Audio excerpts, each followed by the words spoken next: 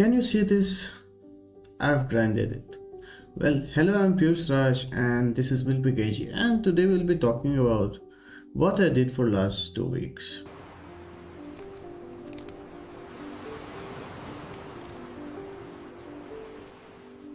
So up here I was trying to solve the neat code, whatever code you want to say.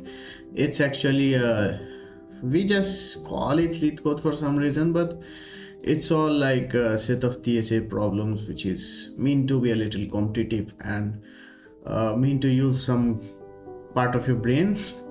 So all of it is up here, and I would like to share my experience and share a view on what you should do if you are trying to get into it. So there could be, first of all, there could be two reasons why you want to get into it. First one is either you want to learn DSA and make a use of it in your like real life stuff. If there is someone who thinks that DSA is not used in the real life stuff, please just check your words, because it is.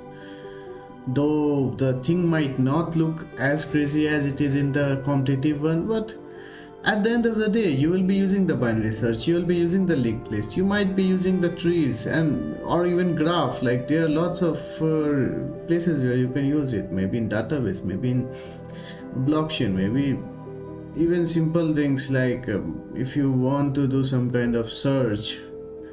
Yeah, there are inbuilt algorithms for sorting, searching and things like that, but at the end of the day we need to know which one is good and which one is not, and this solving this DSA will actually help you to brush up your skill and improve on thinking, like thinking how to do a problem. So what I want to say is, the other thing is interviews, jobs. Like most of the companies will ask you to solve some kind of DSA. Even though I'm still unemployed, that doesn't mean that I didn't solve DSA. Well, with all that said, I want to tell you, if you are getting started with the DSA, like if you don't know anything, what is array, what is sliding window, what is stack, then I would recommend you to go for the way I did. Even though at beginning I knew like lots of things, I already knew what is a stack, what is a sliding window, what is a linked list. For me it was like just solving the thing, like just imagine you know what is a fraction, and then you try to solve questions on that. Or you know what is a trigonometry, it's a triangle, right angle triangle, there are the 6 functions and things like that, but then the real skill is solving the question in your notebook. So it's like that, I did that way. But if you don't know anything, then instead of just searching for some YouTube video and going for some random didi bhaiya who is making a whole course of 14-15 hours or things like that, don't go for that, because it will waste your time. Most of them will just spend their time doing some random thing which will not help you solve these problems, and at the end of the day your goal is to get your mind a little sharp and solve these problems. That's the thing. For me, you might ask, how did I get to know about these things? Because to be honest, I am building things, like I've been building it for years, and I've come across multiple types of these data structures and got to know about them, got to learn about them, and I think that's the thing. Otherwise I never took a like formal course how to make a stack or how to make a linked list. I just made it, like I just saw how it is done and I tried to mimic it and I made it. That's it. So first of all, what you have to do is just come up to this page. This is neetcode.io practice. Yeah, I'm not being sponsored or anything, just it's a thing. Please go ahead. Yeah, there are paid stuff too, you can sign in, but it's like very expensive if you are an Indian like me. Come on, it's very expensive. I don't know, I didn't have money to spend on this, so I wish I could have. But yeah, what you can do is just check for this arrays hashing. So if you have taken the course up here, it won't be a issue for you. Like if you want to know about the array hashing, you can go up here, check the course. There are course for that too. Like you can see DSA advanced algorithms and stuff. So you can check. Otherwise, what you can do is we all know what is an array. You all do know what is an array. And if you don't know what is a hashing, either just search it like this. What is a hashing? Okay, okay, they are hashing functions. What this AI is saying? Oh my God, don't see that AI. AI is yeah, you can see that. It's like just a summary, not an issue. Otherwise, you can go up here and see, okay, this is a beautiful picture. What is this hashing? This hashing is like there's a key, there's some hash, there's a hashing function. So what kind of hashing we are talking about? What could kind of hashing we could be talking about? Either you can search it like a DSA hashing and array, okay, and you might land in something like Geeks of Geeks. Yeah, don't complain. It's Geeks of Geeks. It's W3 school or it's Hacker Earth. We can't do anything. It's a boring thing. It's not a perfect place to read, but believe me or not, this is the perfect place to read these kind of things. Getting your interview passed. Believe me. This is the best place to see. What is a hashing? You can see. There is the key. There is the hashing function we just saw in the Wikipedia for now. There was the index like hash being generated. And up new thing is there is a value getting up. So that's how you want to search it. And if you are a little bit like good with the videos instead of reading, then you can go for something like a short video like this guy. This video, his videos are like really good. I really like appreciate this one. I checked a lot of his video, and this one I didn't check, but yeah, he might be good also. But at the end of the day, you shouldn't go for like a 1 hour of video. Just try to see something short. And even if you are like looking for 1 hour of video, don't go for every complicated things like collisions. How collision is being done or how divide and rule of hashing. Then you don't need it. You don't need it now. And if you do, even if you do need it, it shouldn't take 1 hour. Like until unless you want to implement a hash map of your own, you shouldn't need so much time to know what is a collision. Two different keys being made, or like if you have two different keys, it will make one hash, like that kind of thing. There's a collision. So that's where it is. You don't have to go for like 1 hour video, just 5 minute 2 minutes video, or maybe a quick search and get to know. Then you will open this up. It will take it doesn't take like lot time for usually. Like right now my internet is a little slow. You can see it's 15-16 kbps. Well, with this, first read the question. And there was one guy, if I could just show his video, I like I was like really surprised. Like how did he get to this? Maybe it's his own way of doing it or whatever. Uh well, I might have liked this video. I just need to see. Man, I've been watching some random stuff, YouTube and stuff like that. Yeah, this one. Oh, so no, not this guy. Yeah, this one.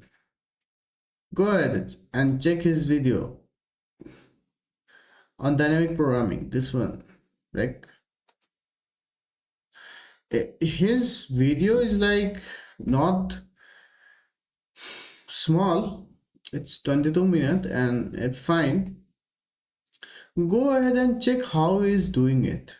Like you might not be familiar with everything, but just go ahead and see how he's breaking the problems. Like check his shout out to what is decoding Intuition. Yeah, his name is Decoding Intuition, and he's doing that, decoding the intuition. So go ahead, check his video. Uh, please Google it. Well, you just have to break the question in statements and write what comes to your head, and then you need to try to solve it. If that also doesn't work, go ahead, check for what is this. Yeah, you must know what is complexity. If you don't know what is complexity, time complexity, oh man, easy. Don't scratch your head, easy. Search it. Go for something like Kicks of Kicks, or maybe if you like this kind of reading, not an issue. To be honest, you just have to get started. That should be your ultimate goal. Like at beginning you don't know anything, so read this, then read hint one. If hint one lets you get to some point, just write it up and think, can this do the thing? If you cannot imagine if it can, just write the solution or read the hint to read the entry, like that. Otherwise, if you are still like stuck and you think that your solution might be right but you are not getting the right answer or something like that, go ahead. There are multiple ways of solving the problem, and maybe one of it is what you are thinking of. Just go and see what he has done and just try to understand it. If it works for you, then good. Even if it does work for you, I would recommend go ahead and see what he is doing in his videos. like like he's a great guy, like he's a like really good guy, he know what he's doing. So for some questions you'll have to do it and follow this step. Believe me or not, at beginning you will be stuck. When I was getting started for like hashing an array, like array and hashing for quite a lot of questions, I was like clueless. What's happening? What should I do? What should the thing should be? I was trying to just think about the solution. Probably like the first question I solved myself was this valid Sudoku, and I got to a solution and I was like, okay, but it wasn't working well. Then I just checked his solution and see that okay, I have one mistake. So that's the thing.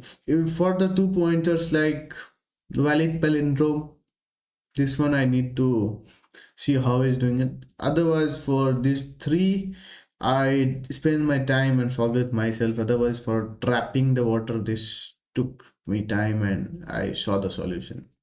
And you have to follow the same pattern. Do it for everything. And moreover, I'll tell you one more thing.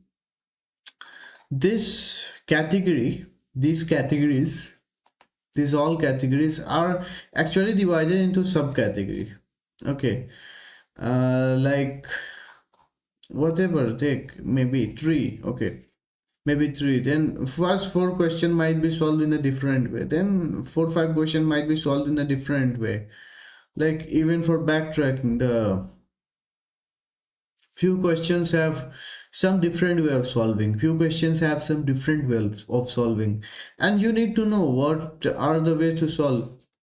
And if you are solving, just for a cheat, I'll tell you, uh, whenever you solve a question, whenever you do solve a question, don't forget to click on this external link and copy your solution, paste it up here and execute and see if it works. Well, the thing is, sometimes the solution will work both sides. Well, I'm kidding. Actually, the thing is, it will make your profile look much better. Like if you see now my profile, it's like 123 questions solved. And believe me or not, all of the questions I solved on LeetCode, and then I copy pasted because all of the questions were from LeetCode. And you can see for last 2 weeks I've been doing this. So that's the thing. And one more thing is, if you're getting started, you shouldn't be focusing or targeting the hard questions. Don't target the hard questions because you'll be wasting your time. Like if suppose if I'm teaching you trigonometry, okay, I'm teaching you, okay, these are the formulas, this is the right angle triangle, this is how angle is being converted, or things like that, and then at the end of the day I tell you that, okay, this is how you can optimize the trigonometry. You'll be like, what? This is how you can do the calculus of trigonometry. Man, like teach what is important for that thing. Don't teach the things from outside that world, even if it is related. Like trigonometry of calculus is related to trigonometry, but that doesn't mean that it is the part of whole trigonometry itself. You have something extra to learn. Okay, so that's the hard question. Even if it is a linked list question, you might think it is just the linked list question, but it is not the just the linked list question. It might have something extra too. So better focus on the easy and medium questions. And oh, another thing, if you are in the college and you are just focusing or trying to get the interview done, like you could solve all the interview questions or at least give some solution to it. It's not required to solve these advanced graph problems or 2D dynamic programming problem. Hmm. Interval is good, you can solve math and geometry if you get a time. Bit manipulation is something they might not expect you to do. Even as a experienced programmer, like if you are very experienced, there is very few chance that someone might ask you to do some bit manipulation, because most of the tricks, bit manipulation actually works on tricks. It's not something very intuitive for like most people. It's like something being running out of trick. So most people will be mugging up. Okay, so maybe your interviewer might himself be mugged up this thing and he might not try to touch this. Okay. If you are like preparing for a SD1 or SD2 like outside the college, don't forget to do this dynamic programming too. And yeah, I did speak leave many questions for dynamic programming, but uh, at the end of the day, as a college student, it's not very required. And for me, what I thought is I'll solve it gradually. Like dynamic programming takes a little time to think about it and make an intuition about it. Especially because that the two topics, this dynamic programming and this greedy, they both doesn't have a specific method of solving it. There is no like specific way of thinking. Different questions have different ways of thinking, different questions might have different new challenges. So you should spend your time working with it and getting to know what it is. And with all that, the things will be good. And yeah, if you want, you can make a note about what you are learning, so you can revise later, you can check what you are doing. And the way he teaches, like make a comment on the top of the question itself before solving it. Wish I could just so yeah, up here you can see he's just writing the comments and just thinking about what should be done, what should not be done. So this itself is a type of like good notes for you for a future reference. And you can have and it's like really good. Even if I didn't do it, I would recommend make a table in which you can just write that these questions are like these are the categories and these are the subcategories of these questions which I solved in neat code.